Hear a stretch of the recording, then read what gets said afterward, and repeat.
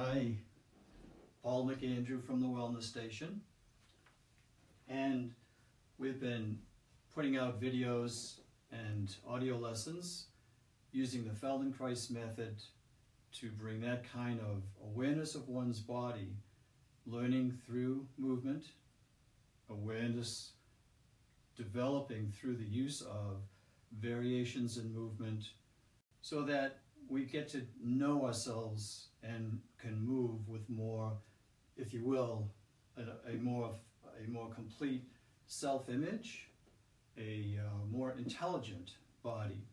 So we've been doing this balance program, and Jacob recently did a couple of videos, one of which he was showing, like, if you lose your balance a little bit to one side, you might throw the other leg back to catch yourself.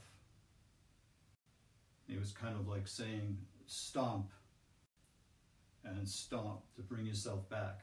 So we're going to bring just a little bit up to the next level of how you actually can make yourself even that much more responsive to an imbalanced situation. So let's say that something causes you to fall a little bit in this direction.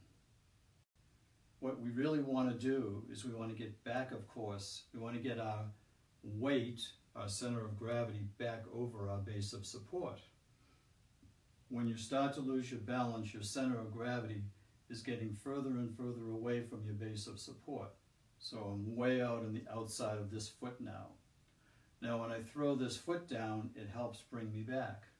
But something else that might help me bring me back is if I actually have it's a reflex. Now a lot of responses, balance responses, get a little bit rusty as we get older, and we do less and less of flowing and less and less of all kinds of movement in various directions, and we move more and more, unfortunately, more and more like a train going down tracks, just kind of one dimension rather than all the different dimensions, which keeps all those various dimensions keep the equilibrium responses very sharp and and reactive.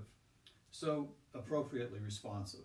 So basically, if I start to fall over this way, I'm actually going to want to lower myself a little bit to throw myself back more easily, to lead with most of my weight in where I have the greatest power to make that correction.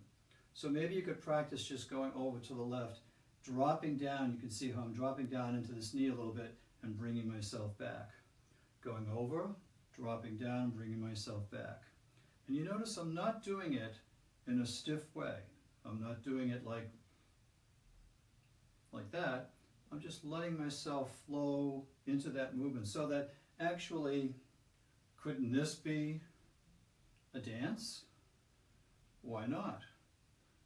The reason why we love to dance so much, particularly when we're younger and we're confident, is because on some level there's this inherent joy in experiencing variations and explorations in our relationship to gravity. It's really fun. You know, those dances where they flip you over backwards and do all those kinds of things. It's really fun to almost like defy gravity. You're not really, you're working with it. But here, I'm making this loss of balance into this practicing of that more into a dance. Well, how does that fluidity come? We'll go back to the sitting lesson, one of the very first things that we did, sitting on the balance disc. Imagining the pelvic clock lesson. There's a little clock dial underneath the center of your pelvis. You're sitting on it. If you're rocking left and right with your pelvis, you're moving between 3 and 9 o'clock. When my pelvis goes over towards 3 o'clock, and by the way, this camera reverses everything, so if it seems like I'm confused, sometimes I am, but not right now. So if you're going from one side to the other, it doesn't matter whether you're 3 or 9. You just know that you're moving between 3 and 9. And if you were keeping your balance, and especially like if you were on a boat and the boat was tipping, you would just naturally, as the boat tips this way, you would tip your upper body back that way as a natural equilibrium response. So by sitting on that balance disc, you're creating this more responsive and flexible spine, so that as I'm doing that movement, this is what's happening. You get this beautiful movement all up through the hips, the pelvis, up through the spine, all the way up through to the head sitting on the neck. So if you then stand up and you do that same movement, if I raise this heel up, it raises that hip up. Can you see how my pelvis is going that way and my head's going this way? I'm getting, once again, I'm getting a curve like this. With my right this heel, again, the camera reverses things, so I'm just going to point. So as this heel is coming up, I have this reaction if I want to keep my balance, or if I want to stay centered over my base of support. By doing that, I'm developing a very supple, responsive spine. So now, when I go over, I'm coming back like this.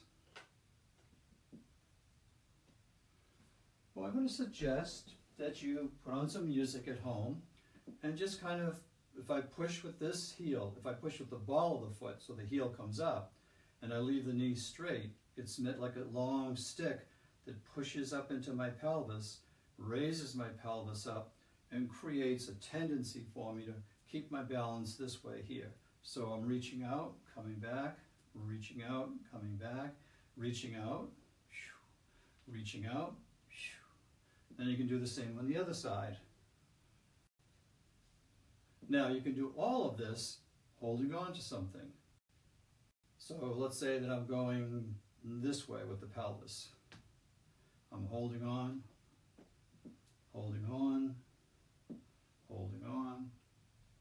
I could be standing between two things.